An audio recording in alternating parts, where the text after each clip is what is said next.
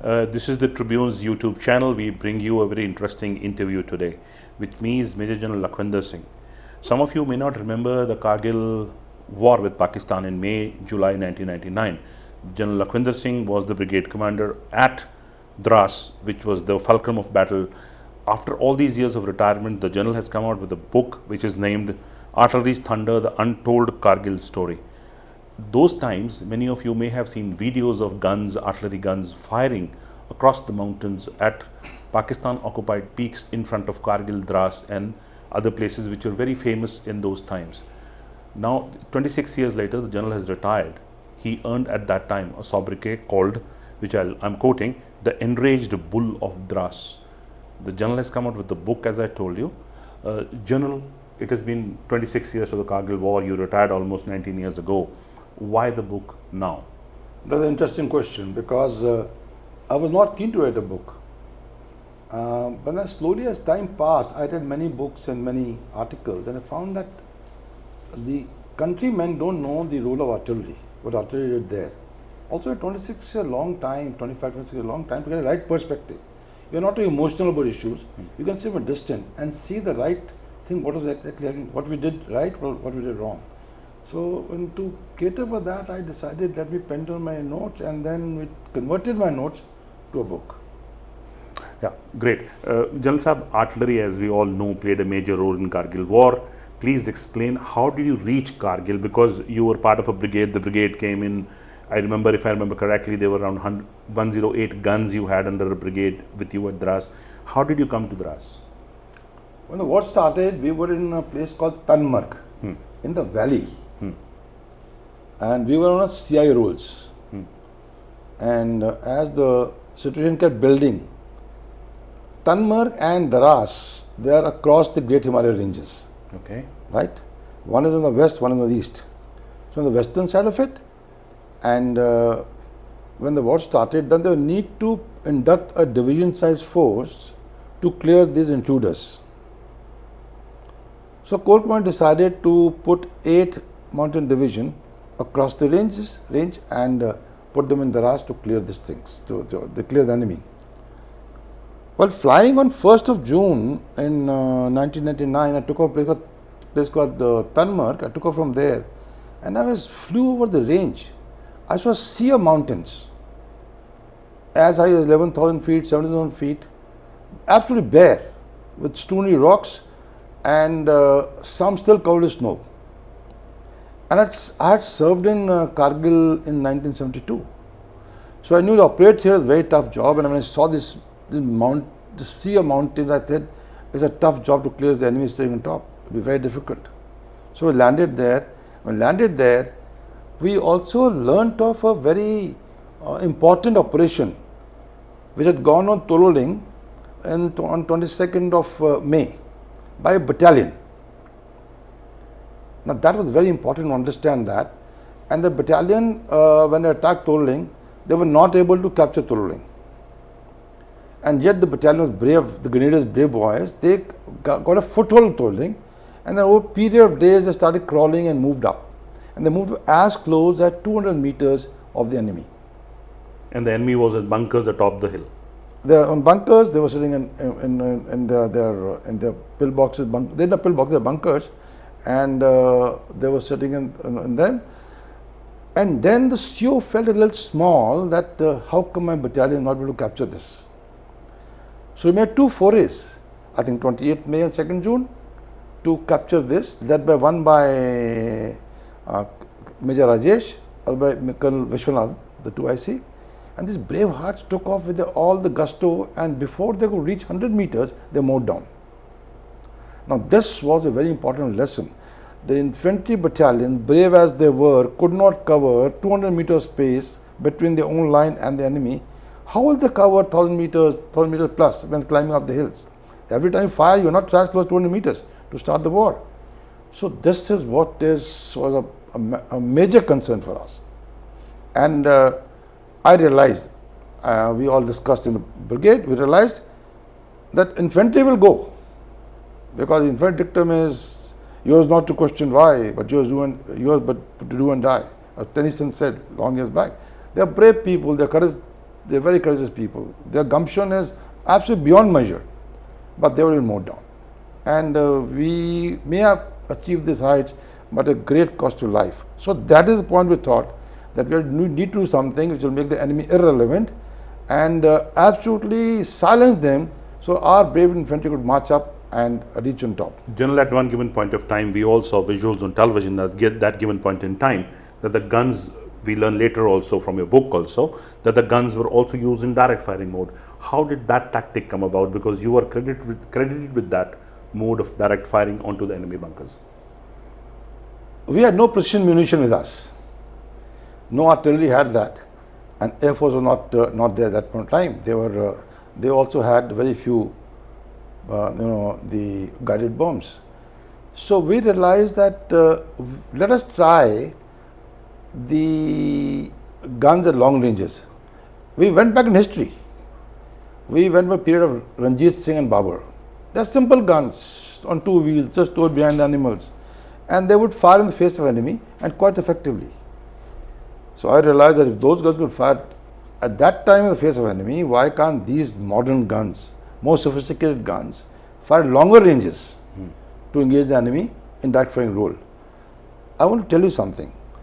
Every gun has an inherent capability of firing in direct firing role, but that's 1,000 meters, 1,500 meters. It's a role they play when they are tagged in a gun area as a defensive measure. And how many kilometers did the Bofors fire? So we've started an experiment at a place called Toroling, and deployed 4 kilometers short of the Toroling heights, and we had 2 guns of field guns, 2 Bofors guns, and so we decided to take on the most difficult part of the objective there, the Barbad bunker. He had played merry hell into 18 grenadiers. They had suffered so many losses. So we chose the best layer and we put the gun there. Now one more thing I want to bring out, the indirect firing is a system when you see the target and you look at it and you aim from the gun on the target. Most guns are used indirect firing. That's when you don't see a target, somebody else, it is for over long distances, there's some observer sitting in front who guides the fire. In this case, see the target. So most important part played is by a chap called Layer, who lays the crossfires on the target. We had a very interesting man, and I named him earlier also, Naik Avtar Singh. He looked like a carpenter, very inane man, but his hands were as steady as a surgeon. Put him a gun, we fired the first shot. The first shot landed close to a ball bunker. And we're very happy. And he corrected the... And it was corrected. You may have to understand, at that point in time, the grenade was just 200 meters away from the bunker. So you have to be very careful what we were doing. And we corrected the shots, and third or fourth shot hit the bunker, and then 2-3 more rounds hit the bunker, and then we heard a very pleasing plea from the Pakistanis on the radio sets, "Hame bachao, yahan par कहर बरस रहा है." Save us. This is Tololing. In Tololing. That's the This first was which time. day, sir? It was on the 6th of June. And the battle started turning from there, is it? No, that was just experiment. It was just experiment. So we had got better results than expected. I never thought we had such good results. So that is when we decided that if we use the direct firing Bofors as also the mass artillery to fire equivalent to one mini nuke TNT equivalent on the objective, the enemy will have no choice but surrender. So he said, let's fire 100 guns on each objective and beef it up with the direct firing guns like Bofors and multi-barrel rocket launchers, so that the enemy is totally pulverized, nashto nabood kar denge usko. So this concept was ideated, and we first tried this concept on the Battle of Tololing. Who were in the ideation? General Kishan Pal, you, who was others? For Brigade Commander General Mahendra Puri? No, at that time, when the attacks, the first attack was launched by the 8th GOC 8 Division, General Mahendra Puri, on the 12th of June. Now I have to credit General Mahendra Puri. This Tololing had been a failure. And the army institutions, they say, do not reinforce failures. Because failure will bring failure. But I think General Mahendra Puri was a very sharp man. And we are looking at one victory in all these days, because we had all series of bad news. Tsunami of bad news. So we decided that this was closest to the road, easiest to tackle. So we went for this. And the day of the 12th of June, we had 6 guns on a spur parallel to Tolling, positioned there for firing, direct firing guns. And General Mendapuri and the brigade commander, Amarol, this deputy Davidson, they were all present there. And we started firing from there. The enemy was actually shaken with direct firing gun. Till now we have not opened our main guns. So at hotel hour, the whole of artillery opened up on Tolling. And when this round fell there, the skies were lit with. This is midnight. Sorry? This is midnight. Midnight. No, 8 o'clock. 8 in the evening when the attack went there. Attack was going on. That's the hotel hour, the start point. We fired all the artillery there.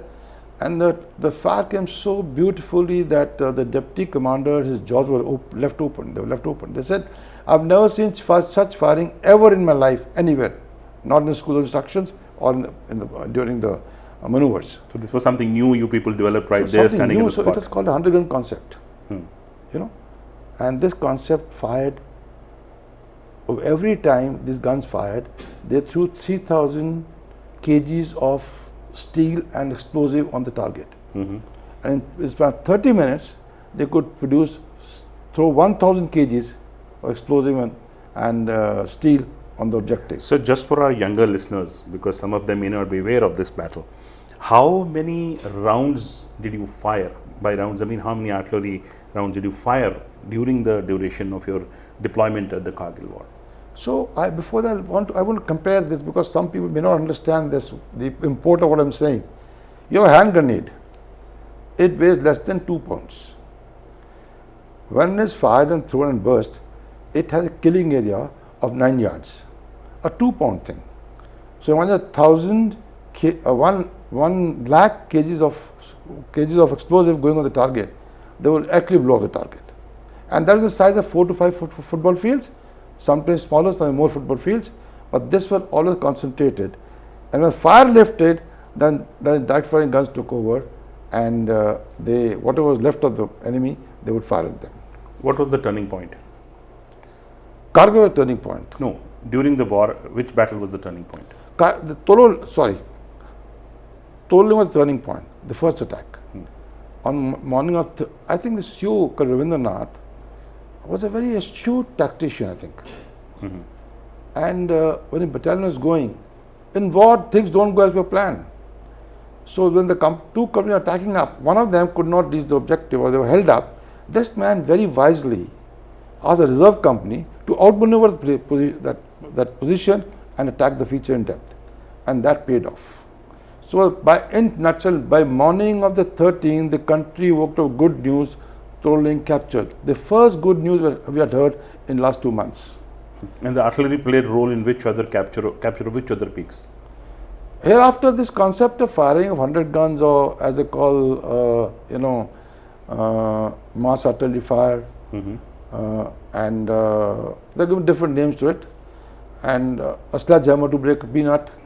So they were fight every time we attacked any feature. We used this concept during the duration of the war. One more thing happened is during the war, when the higher commanders, the higher military leadership was in flux. How will you remove these people from these features? They were so dominating. And after the Kargil war, they heaved a sigh of relief, and they knew they could do it. So it was an accurate turning point. It turned the tide. Tolling feature. It also gave put the head in the Pakistan's head. Then they're not invincible. They can be tackled. So that was a very important start of the war. General, one question remains, as I asked earlier also, for our listeners. How many rounds were fired actually? In all, we fired 2,80,000 rounds, 2.8 lakh rounds. That's a huge number. Any supply chain issues? Any? Supply chain issues. Yeah, so I think there are people in the chain. If you recollect, in Kargil, the Pakistan had blown off ammunition dump. And they had. In Kargil. Now, the ammunition obviously had to come from planes. I think the staff of the command, the corps, the division, the brigade played a very good role. They were able to manage the ammunition right from planes and put up right in position, up in the gun positions. And that without that we couldn't have won this war. So hats off to them. Even the civil truck drivers played a very important role. I remember after Tolling was captured or something like that, General Malik visited the front area. Were you around then? Yeah, when after Tolling came, I was there. He was there. What did he say to you?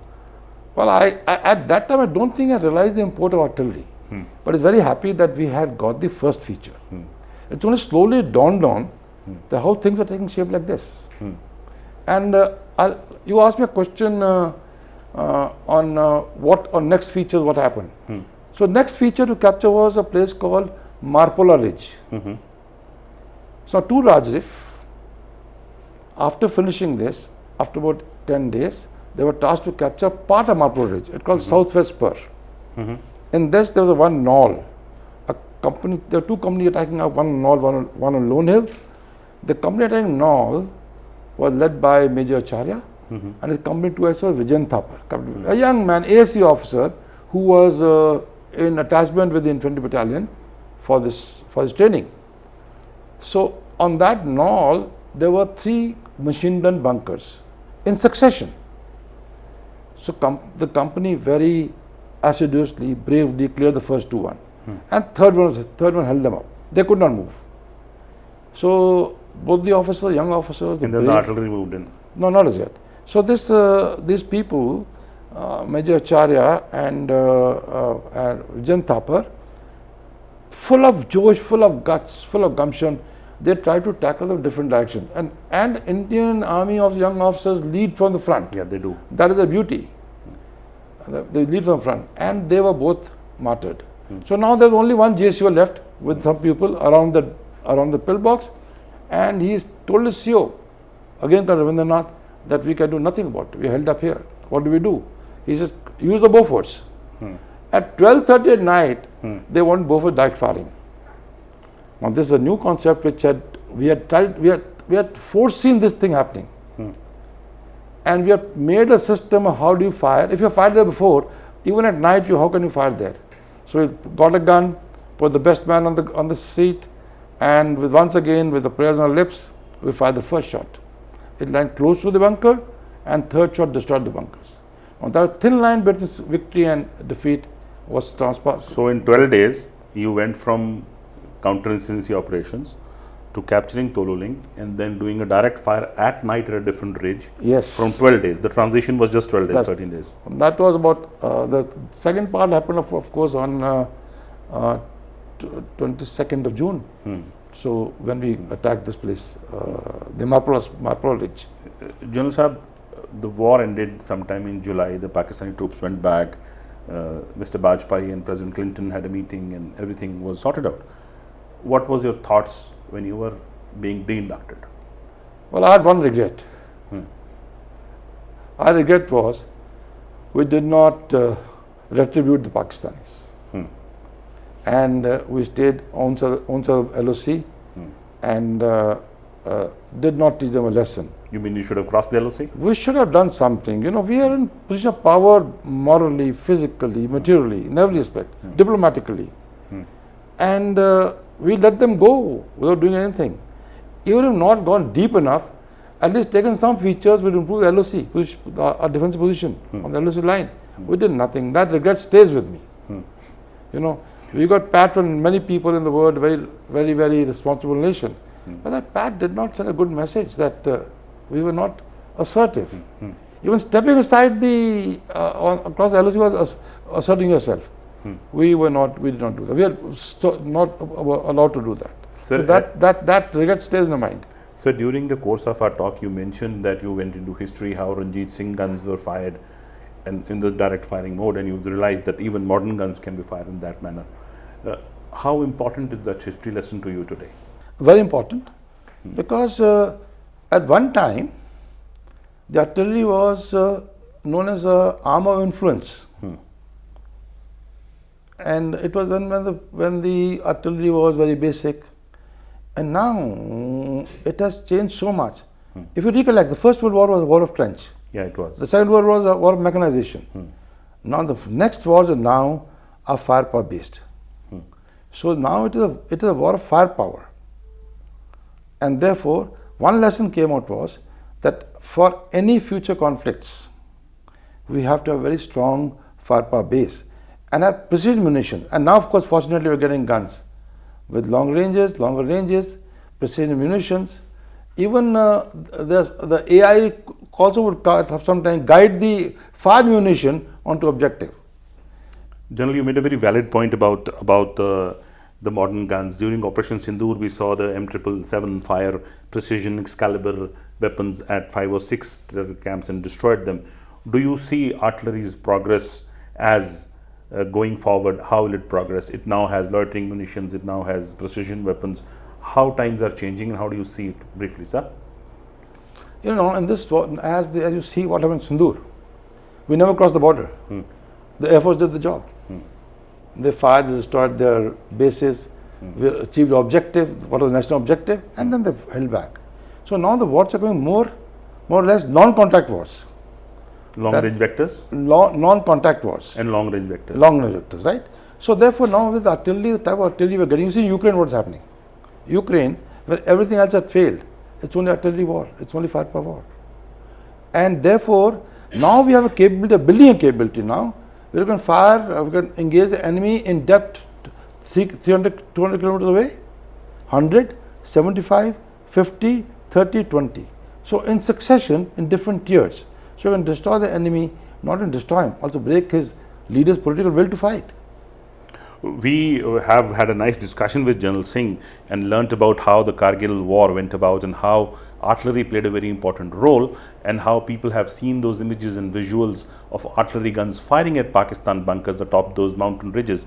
However, this now comes out in a book which will, and General Singh has brought out the facts now after his retirement, what had actually happened. They transitioned from a counterinsurgency role into actually firing into Pakistan's bunkers during the daytime and also during the night, and these are the era when there was no precision weapons, no satellite imagery to real-time satellite imagery to help you. So General Singh, it was very nice talking to you and learning about the Kargil war. Thank you for speaking to us, sir. Thank you very much.